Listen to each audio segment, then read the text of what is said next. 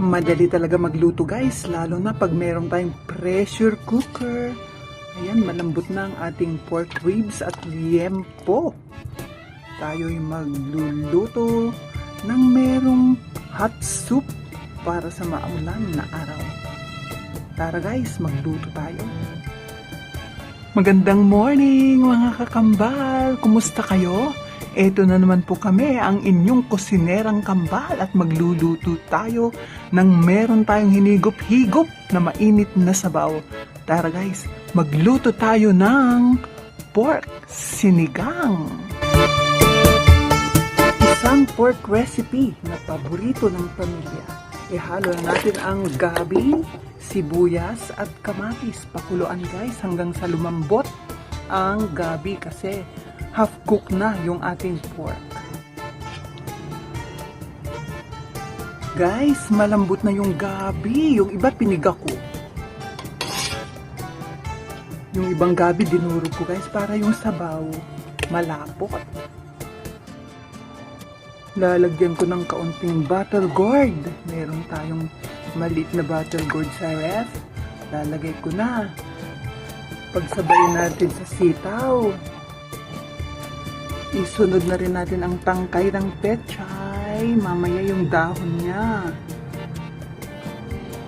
Isabay ko na ito guys. Alam niyo ba kung ano to? Aba, bunga ng malunggay. First time nating maghalo ng ganito guys. Kinayas ko na. Ayan o. Exciting ang ating sinigang. Natitikman ng bagong lasa ng sinigang na to. Ayun, kumukulo na. Pwede natin ilagay ang dahon ng pechay. O diba guys? Masarap ang sinigang na maraming gulay. Dalawang siling malalaki.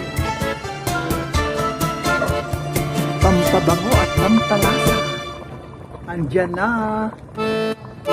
Eto guys, yung bagong version ng sinigang namin. May upo at saka may bunga ng malunggay.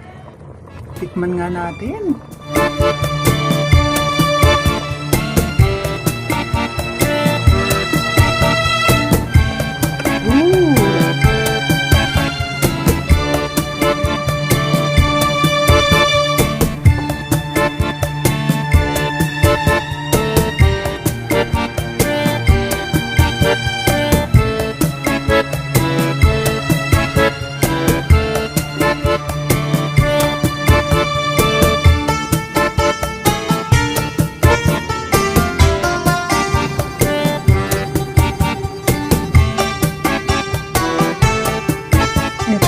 Isang version namin ng sinigang, new version of pork sinigang kasi ang daming gulay talaga.